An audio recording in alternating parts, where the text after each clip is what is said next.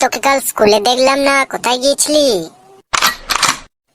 বিয়ে বাড়ির ভোজ খেতে? তুই খালি ভোজ খেতেই যাস নাকি? বিয়ের বাড়ি বেড়াতে যাস না? এ বিয়ে বাড়িতে তো ভোজ খেতে বেড়াতে দুটো করতেই যাই।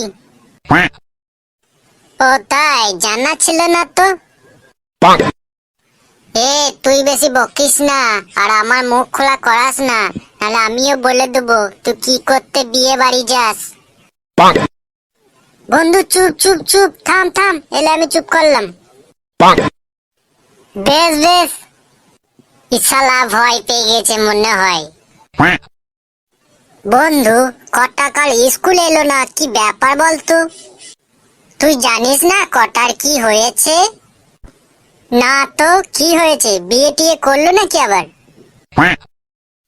না রে, বিয়ে টিয়ে করে নাই। কালকে শালো বাদামে পিকনিক করেছিল, দিয়ে শালো 1 কেজি বাদাম একাই খেয়েছে, দিয়ে সারাদিন পায়খানা দিয়ে গোটা গোটা বাদাম বেরিয়েছে। এমা ছি ছি, বাদাম গুলো চিবি চিবি খায় নাই নাকি গোটা গোটা গিলে দিয়েছে যে পায়খানা দিয়ে বাদাম বেরিয়েছে? কি জানি শালো 1 কেজি বাদাম পেয়ে লোভে লোভে তাড়াহুড়ো করে খেয়েছে। তা বন্ধু দেখিস তুই আবার বাদাম গুলো ধুয়ে দিয়ে খেয়ে নিস না। আমি কি খেতে পাই না নাকি যে বাদাম গুলো ধুয়ে ধুয়ে খাবো? না মানে খেতেও তো পারিস, তুই তো আবার বাদাম খেতে খুব ভালোবাসিস। চুপ কর, না হলে না আমি আমার এই বডি বিল্ডিং হাত দিয়ে তোর কানে চড়িয়ে দাঁত ভেঙে দেবো। পাগল, কানে চড়িয়ে আবার কারো দাঁত ভাঙে? কেন ভাঙে না? আমি পারি কানে চড়িয়ে দাঁত ভাঙতে। চুপ, বেশি ভাট বকিস না। আমি এতক্ষণ ভাট বকছি, তাহলে তুই এতক্ষণ কি করছিস তাহলে? কেন? আমি এখানে দাঁড়িয়ে আছি ভদ্র ছেলে হয়ে। তুই কত ভদ্র রে আমার জানাই আছে। কেন আমি ভদ্র নয়? আমার মতো ভদ্র ছেলে আছে কে রে? এবার চুপ, তোর অনেক হয়েছে ভাট বকা।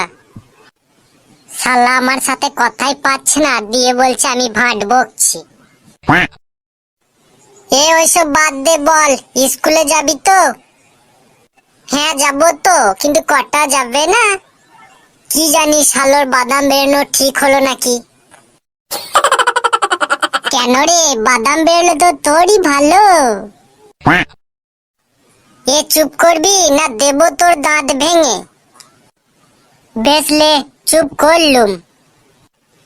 দেখ তুই চুপ করে আছিস বলে কত শান্ত লাগছে।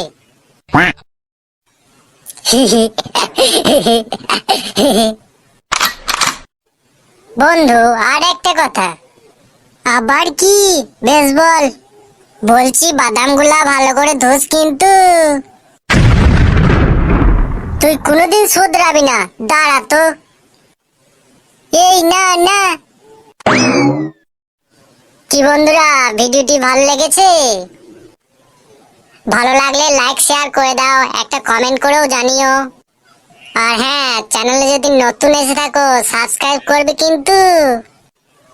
তো বন্ধুরা আবার দেখা হবে পরের ভিডিওতে। টাটা।